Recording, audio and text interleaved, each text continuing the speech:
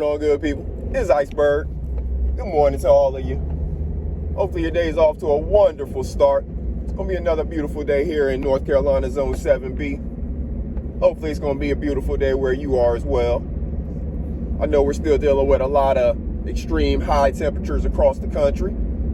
So make sure you're staying cool, make sure you're staying hydrated, and make sure you're looking out for one another. That's an important part of it that people tend to forget. Yes, you got to keep yourself cool and hydrated, but there's also some other people out who maybe don't take care of themselves as well, maybe don't have the same abilities. Some of your elderly people, some of your children, they ain't going to pay as much attention to it, and before they know it, the heat will have gotten up on them and, knock them out and pass out, something like that.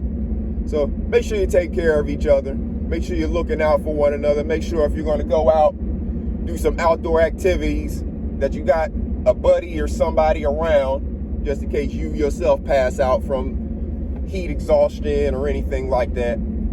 It can all happen to you. These are all things that in the military they teach us and they instill in us very early on. Having a battle buddy, things like that. And of course they talk about all of these different types of outdoor environmental conditions that we'll encounter while doing a lot of activity. You got your cold and your heat stressors in the environment. So we know right now is a very hot season, and a lot of people are dealing with some of the higher extreme temperatures, 100 plus for multiple days in a row. So make sure you're looking out for one another and make sure you're learning what is necessary for you to take care of yourself during these times as well.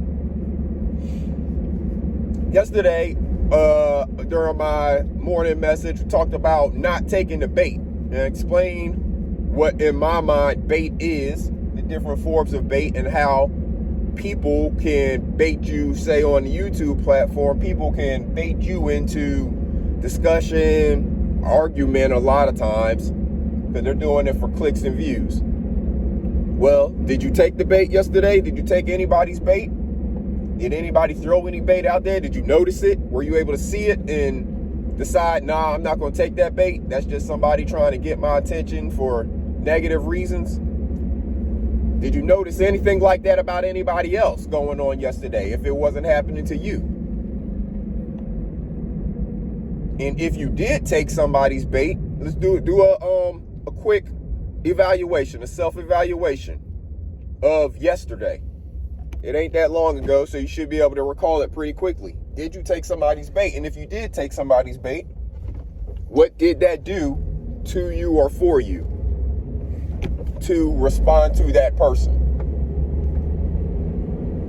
Think about it. What kind of effect did it have on you? Your mental. Let's start with your mental psyche. What kind of effect did it have on you to go out there and find that bait if you went searching for it? And then what kind of effect did it have on you to respond? And then whatever response you got in return.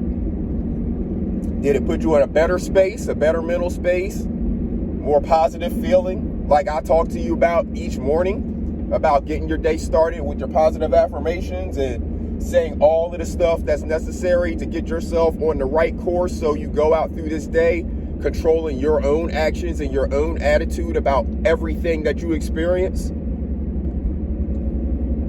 Do you feel like you responded and took that bait in a controlled manner? Or were you out of control whenever you took that bait? Maybe responding from a place of emotion as opposed to a place of thinking through what your response is going to be. Were you listening to that person to respond, or were you listening to comprehend what it was they were saying? Even if it's negative. And if it was negative, did you have to continue listening? Does that person or what that person is saying hold a level of value in your life that you are forced to continue listening to what they're saying to you because you care that much about what they're saying to you? These are all questions for your self-evaluation if you did take the bait yesterday or any other day. Think about all of these things on the back end of it. And then once you answer those questions to yourself about how all of it impacted your day after taking that bait, how it impacted your mental, maybe even your physical. I don't know. You know how it impacted you. But after thinking through all of the ways that it impacted you, then ask yourself, do you want to continue to experience that from outside sources? Because that's you allowing an outside source to control your life by taking their bait. When that fish is on the hook, unless they get themselves off the hook, that fisherman, in a lot of ways, is controlling that fish's life, controlling its movement, controlling its direction. Yeah, it may be trying to fight to go the other direction, but it's hooked. And if that fisherman and its line is stronger than the fish, reeling it in, then you're controlling that fish's life, its movement, what it can do. The same thing happens when you take the bait of someone who is just trying to bait you into an argument. You give them a level of control over your life in those moments and for however long it lingers with you. Take back control. You are in control of these things unless you decide to give that control away to someone else. And often people give their control away to others when they have the control right within their own hands. It's all up to the individual.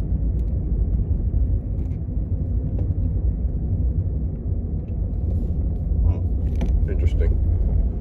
But yeah, so make sure that you are paying attention to how you are responding to the bait that's being thrown out there to you.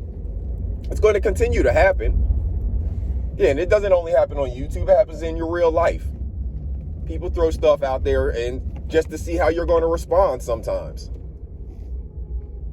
And it's up to you to decide whether or not what they're throwing out there is worthy of a response. Not everything deserves a response.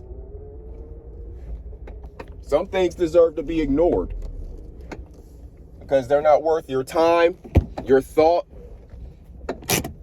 your effort. Some things just deserve to be ignored. But it's up to you to make the decision on what you're going to allow into your mind, into your life. Who you're going to allow into your life. And whose words you're going to allow to impact you. Don't take the bait.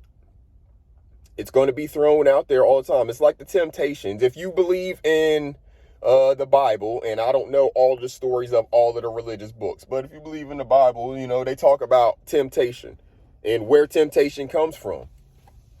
They say don't tempt fate, a whole bunch of things like that. When they talk about temptation, they tell you what temptation is and what to do and how not to respond to temptation.